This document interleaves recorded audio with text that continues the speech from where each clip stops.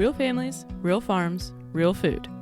Welcome to Arizona Agriculture Connection with Maricopa County Farm Bureau.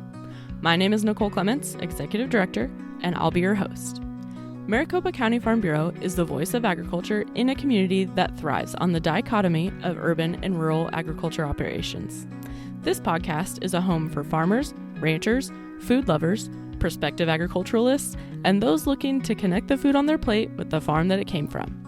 As we take an inside look at agriculture in Arizona, we will delve into topics like ag technology, policy, food preparation, and everything in between. You can find us on your favorite podcast platform with new episodes every Wednesday. Arizona Agriculture Connection is hosted by Maricopa County Farm Bureau and sponsored by Paloma Ready Mix and Materials, a proud supporter of agriculture and our communities. Be sure to subscribe and share your favorite episodes with your friends. For more interactions, follow us on social media, Facebook, Instagram, and LinkedIn at Maricopa County FB. Now let's discover some Arizona agriculture. Welcome back, Arizona Aggies, to another episode of Arizona Agriculture Connection. We are a day late, but never a dollar short, because we are coming to you live this week from Washington, D.C. So we're actually out here visiting with the American Farm Bureau's ACE conference for the Women's Leadership Program, and I've had the pleasure to hear our guest speak yesterday and just knew that we had to come and share her story with you. So we are here for the International Year of the Woman Farmer, and I am pleased to welcome Ms. Ale Aguirre, who is here, and share a little bit about your story and being a woman farmer, not only here and doing research and science, but also from Chile.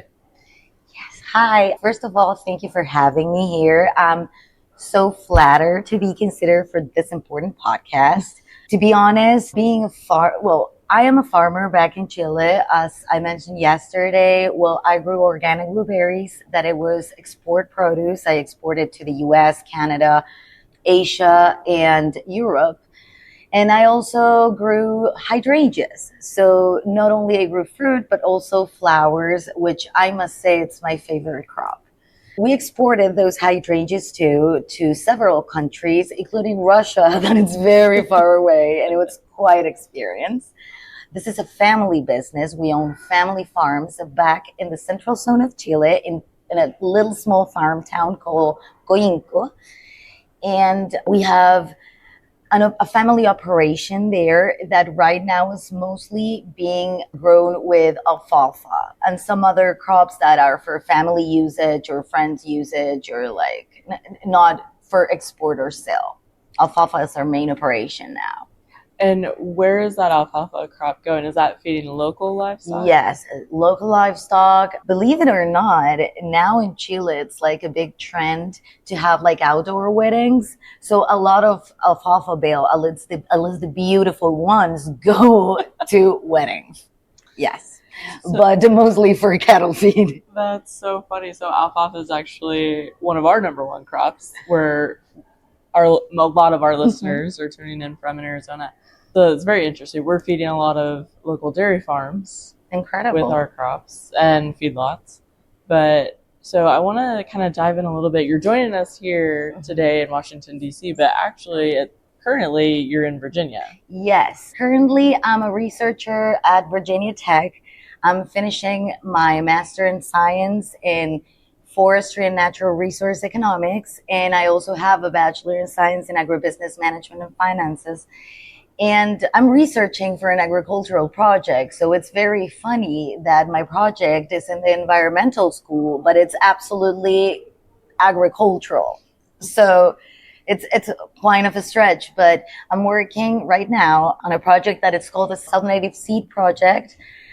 This is targeted on the Southside area in Virginia, mainly on historically underserved farmers, veteran farmers, and beginner farmers, to transform native seed production in a commodity crop. Why is that? Because, Virginia is one of the top 10 states in the U.S. losing farmland to solar developments, which is a very hot topic now, just like data centers and stuff, hot topic. So the thing is that here's a new market. Apparently, solar panels tend to be more effective when they have plants underneath them. And you know that they are very disruptive for the ecosystem, for the wildlife there and everything. So the thing is that a lot of counties are lifting regulations to restore underneath the panels with native plants from the area or around the solar development. So we kind of saw here an opportunity because there's a gap. There's a lot of demand for native seed for restoration purposes. There's not enough supply. So there's the gap that we want to fill, and we want to develop this market for these producers to be able to diversify their crops that are mainly soybeans, tobacco, corn, so they can diversify it a little towards native seed and have more income during the year. And I am in charge. I am doing actually, it's my thesis, the financial feasibility analysis and the economic study about it on native seed production adoption. And it's because I'm the money girl. Things needs to be profitable. And as a farmer, I know how important it's to make them profitable. I'm very, very excited about this project because I think it's going to be something very important in the region. It sure sounds like it. So how does that work that you're doing translate into the future of your farm? Well, first and foremost, native seed production is something that I would like to adopt in my farms. I think that in Chile Chile is the biggest Latin American partner to the U.S., not only in agricultural trade, but also in research. So for us Chileans, we have a lot of similar methods to you, and we use a lot of similar practices, but we're still getting there when it comes to research. We're still getting there when it comes to restoration efforts, or to have the conscience that you guys have here in terms of taking care of what's happening. So I would love to translate native seed production in my farm in the future. And I would love to be able to apply all the knowledge that I've gained here, in terms of, because I was a farm manager, but academia was never on my books. It was a middle-age crisis. That's how I ended up here. Regular people get cars. I wanted a degree abroad. And okay, I have an amazing husband that manages his company. So he was able to come with me with our kids, the dog, very important. And he was able to come here with me. So I would love to be able to apply all the knowledge that I gain in terms of financial feasibility analysis and economic analysis, and develop that over there, and hopefully develop some research collaboration between both countries. That it's definitely on my future. I'm a bit of overreacher. Sounds like a great So I know you mentioned yesterday you didn't start out as a farm girl, but you fell in love with it. Yes. So can you share a little bit about what your journey kind of started at and how you got to be this incredible international woman farmer? Oh, well, I always say that I'm a farmer by accident and by passion. It's funny because for me in the U.S., it's like, oh no, but you are a bachelor in something, but you are a master. No. First, I'm a mom and a wife, then I'm a farmer. And then all the degrees that can come after that. I went to business school in Chile. In Chile, this is a fun fact, we don't have an agribusiness degree. So either you go to business school like I did, or you go to agronomist. You're an agronomist. So for me, business school made the most sense because I'm a businesswoman. And so I was all the time I was raised in Chile capital, in Santiago, big city. My family is, my biological family is from the city. They had nothing to do with farms. But my high school sweetheart was raised in a farm. He's my husband now. We've been together for a bunch of years since we were 15. And the first time he took me to his farm on a weekend or whatever, I hated it. I'm sorry, I hated it.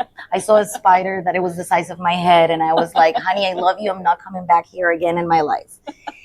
Little did I know that I was going to end up falling in love with those farms, with those lands, and with that important job. A few years later, it was an unexpected pregnancy that it's my first son. He's a teenager now. And my husband always said that he didn't want to raise it on Santiago. He wanted his son to grow up like he did, you know.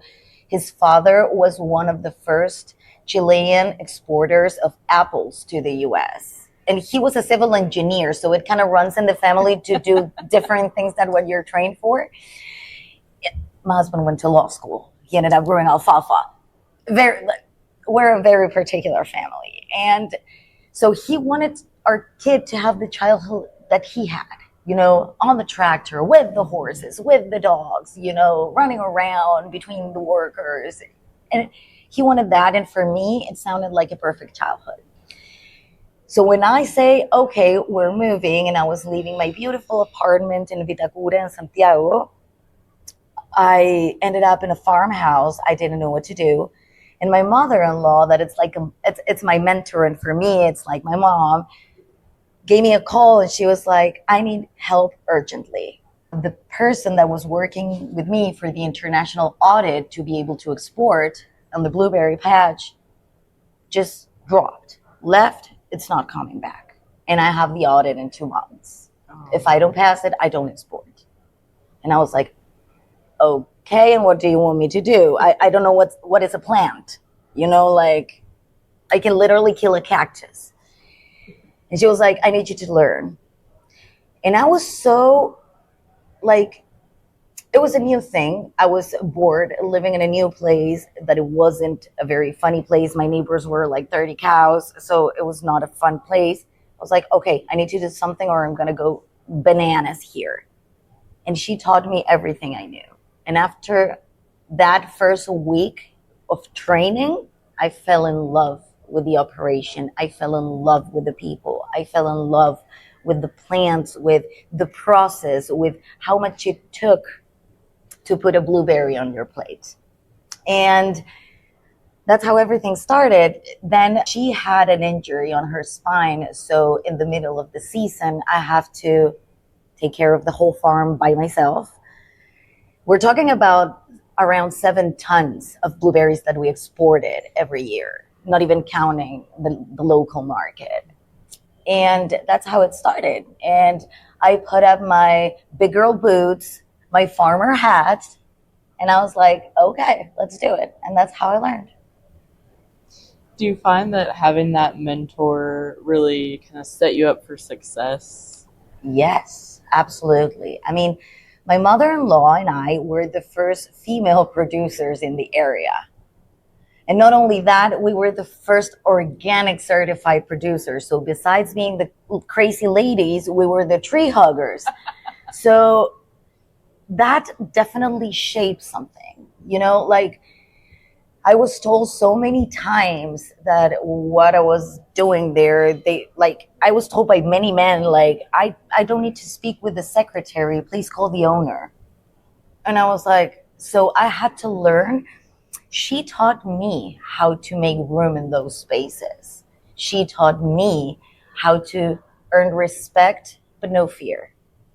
And she taught me the importance, and this is something that it's very deep in my family, the importance to value the people that works with you, because those are the people, that's the community that is going to be with you when you have a hard season. And that's why I mentioned yesterday that the importance of building that community, and that it's something that she passed on to me. So yeah, her mentorship was crucial. I think as we see the shift, and I kind of feel it. So especially in Arizona, we're in the United States, we have the highest percentage of women farmers at 48%. In Arizona, didn't know that. So congratulations. We're very proud of that. And I think in this year, especially, where we can kind of take the room to celebrate, you know, things like that, it has changed a little bit. You know, when I was a young girl growing up on the farm, the attitudes were a lot different than they are now, and things are changing. And I think it's just great to share those stories and be able to maybe inspire the next young woman who wants to start her own operation or be a part of something. And I think for me, that's what's been so great about being here and sharing that this week with almost 450 other women who are here with us. So kind of maybe switching gears a little bit. So how has your kind of relationship with agriculture maybe influenced the next step or the next career path? Like, what does it look like for you next when you're finished with your research and you don't have to worry about your thesis all night? Oh my gosh. I'm defending on November, so. Well, good luck. Thank you. To be honest, I think that agriculture has shaped the woman that I am. And I always say that I decided to choose this path also because it allowed me to have my kid with me all the time. You know, we're in counter season in Chile from here. So whenever you guys are in winter, we're producing. And for me, it was important to have my kid, I only have one at the time, to have my kid with me in the flower packaging process, in the blueberry harvesting process, having here with me, like being able to have lunch at home, being able to be not that busy on the winters and be part of all the school activities. And so for me, agriculture plus motherhood definitely shaped what I am today. And it developed a passion that it's going to be translated. Okay, so the thing is that, as I mentioned yesterday, and I really think that research must benefit producers. And for me, that bridge is super important because I've been in both sides of the aisle. So that's what I think that my plan is for the future. I want to be able to bridge that research towards producers because the initiatives must be realistic for producers. As I mentioned yesterday, it's not just, okay, let's buy a drone, let's buy this new AI tractor, let's change our equipment for this new smart stuff. It's not like that. We know it's not like that. We know that this is a fact that it's kind of scary, but out of every dollar that it's spent in America in an agricultural product, the farmer gets 15 cents of the whole dollar. And I really think that research needs to start benefiting the farmer to the point that those 15 cents becomes 20, becomes 25, and the farmer needs to be a part of the vertical chain of production. With that being said, that's the bridge that I want to do. And that's what I think it's my mission. Well, we love to hear that. When we talk about our different agriculture commodities that we have in Arizona, and we share the story, with consumers. So like when you're buying a package of blueberries off the shelf, you don't really necessarily think about what it took to get it there, right? So maybe what is a fact or a statistic that you would want consumers to know about the blueberries that they're buying on the shelf? Well, it's very important to know that in a lot of farms, blueberries are picked by women. Women tend to be way more I used to work only with women, actually. And during the harvesting process, during the package, it was different. Women tend to be very delicate. For every blueberry that you're eating, that little gray thing that you see outside is called the bloom. And the only reason that your blueberry has that bloom, that it's filled with vitamins, antioxidants, and a lot of properties, it's because that person picked your fruit with enough care to not take the bloom with his fingers or with her fingers. And that is very important. Every blueberry that you eat was picked by hand. I know that in California, there's a lot of robots harvesting blueberries, but that's not the reality of many farmers, not here and not in South America either. So every time you pick up a little box from the shelf, it's good to think about how long did it took to pick this little box? Who picked it? They did it by hand. They did it with care. So your fruit could ended up in the shelf with a great taste and definitely a lot of properties. So that's what I wanted to know. I was that person that literally thought that lettuces grew up almost on the grocery store shelf. So for me, the fact that see my kids being so connected with who grows the food that they eat, it's amusing and I love it because I think that we should start connecting, especially children, with what they eat. Where does that come from? With who grew it? Was it a family? Were they working on their summers? I think that's super important. So we work really hard to share that message. So in Arizona Farm Bureau and across the country, but our Ag in the Classroom team goes into schools and helps, share the story of the farmer with kids, which is really great. But we always kind of revert back to, in America, the average consumer is 5 generations removed from the farm. So they don't know. They don't have even that experience of going like to their grandparents' house on the weekends who are farming. Maybe they've never seen a cow in person ever. Like in real life. Yeah. Yeah. And so, that's kind of what we think is so important about just sharing the stories. And how do we share that, in a broader level, which is what brought us here to the podcast. We're so grateful that you agreed to be on. So with the alfalfa crop that you guys have, is that how many cuttings a year are you doing? Normally we have, I've never been in charge of the alfalfa. That passed from my husband to his little brother, and he's doing a fantastic job. Thank you, Sevi. But we have around 5 or 6 cuts a year. And alfalfa lasts for a couple of seasons too. So around 5 or 6 cuts a year. Okay. Of course, the first cut, it's never the same quality that the ones that follows, but yeah. So in Arizona, we do about 10 cuts a year. Oh, that must be the weather. Yes. Ideal alfalfa weather. Excuse me. So what is maybe the biggest difference that you see in agriculture between Chile and America? I will go first with the first similarity. In Chile, we're having a lot of labor shortage problems. And that's something that I see that it's happening and that it's trending. We see that our own people, they don't want to do that job. And it's becoming very hard for farmers because we don't have a program like H2A to bring farmers from abroad. So now the government's kind of working on that. So first similarity, labor shortages. Main differences, I would say that we still are for our bales are rectangular. Big difference. And I would say that here in America, you guys have way more women farmers. I see that now in Chile, we're seeing way more women standing up for their farms. But historically here, you have this female power in the farms that it's something that I would love to be seeing translated there. And all the amount of money on research that it's here, for example, the women's survey, the women farmer survey and everything. I'm a data lover because I really think that data allows you to make informed and good decisions on time.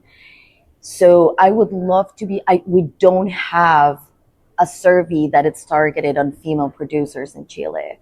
And I would love to be able to gather that data to do it. I was a consultant in the Patagonia. Yes, I've moved quite a few times during 2 years in a project in Puerto Varas. It's a beautiful project. It belongs to one of my very good friends. She's an incredible woman farmer.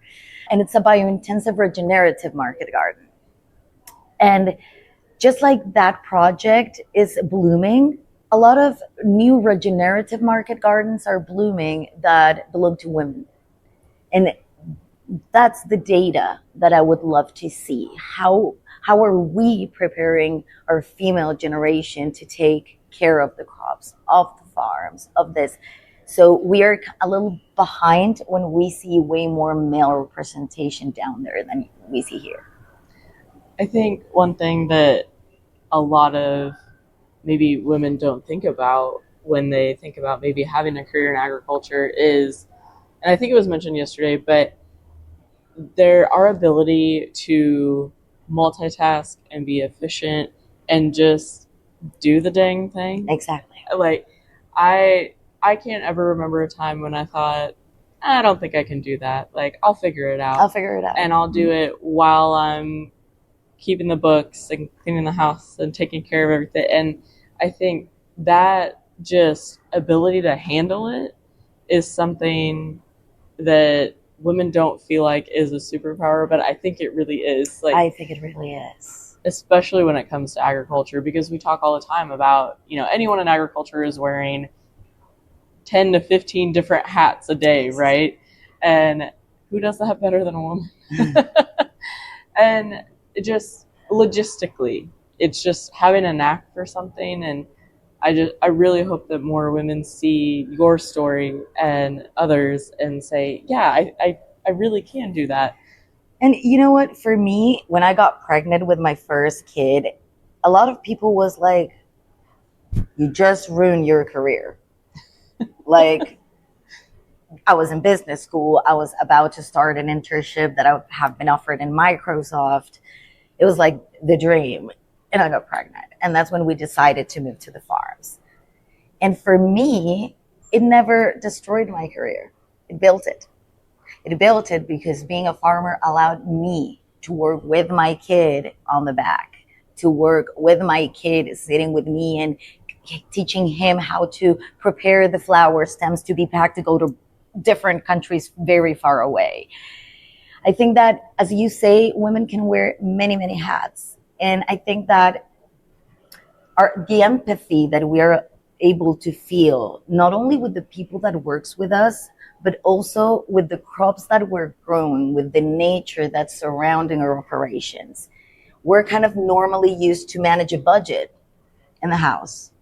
That's how we ended up managing budgets in our farms. Women tend to be better bookkeepers than men and tend to be more cheap when it comes to overexpense. Yes, I said it. And I'm not regretting it. But so a lot of women are very good at bookkeeping and budget keeping and wearing these like 15 hats. So for me, I really hope this female empowerment that we're seeing, it's translated in agriculture in the future, in this new generations of little girls that don't come with them, like, don't bring with them this kind of challenges that the women before them used to carry. I really hope to see that empowerment translated in women feeding the world. You know that in Spanish, the word, like when you say veggie garden, you normally say huerta, that it's a female word. And it's because usually in Spain, females were in charge of the family garden and feeding the family. And that's how I see it. We're feeding around 40% of the world. I mean, 40% of the labor force, of the farm force, are women now. Let's keep it up. Yeah, absolutely. Well, I just want to thank you so much for sharing your story and taking the time this morning. I know it's kind of early, but we just really appreciate the opportunity to tell your story to our listeners, and I hope you keep sharing it, and we look forward to keeping to share stories. Thank you for having me. This was amazing. I think that I spent so much time thinking that my story was not worth to tell until someone told me that if it inspired one person, it was more than enough. So keep it up. Absolutely. Well, thank you, Ale, for being here. We really appreciate it. Best of luck on your research and your thesis and whatever the future holds for your journey through agriculture. Thank you so, so much. Best of luck. And you're doing an amazing job bringing stories towards people. So well, thank you. And thank you, everybody, for taking the time to listen with us today at the International Year of the Woman Farmer celebration here in DC. Stay tuned next week for another Ag Report update. Thank you for tuning in today. And remember, Farm Bureau has a place for you. Be sure to subscribe, leave a review, and share this episode with your friends on socials. You can also visit our website, maricopacountyfb.org, for more information and to submit a topic you want to learn about. Remember to tune in every Wednesday wherever you listen to podcasts. A huge thank you to Paloma Ready Mix and Materials for supporting our agriculture producers and this podcast. Maricopa County Farm Bureau, bringing you the stories of real families, real farms, and real food. I'm Nicole Clements, signing off. Catch you next week.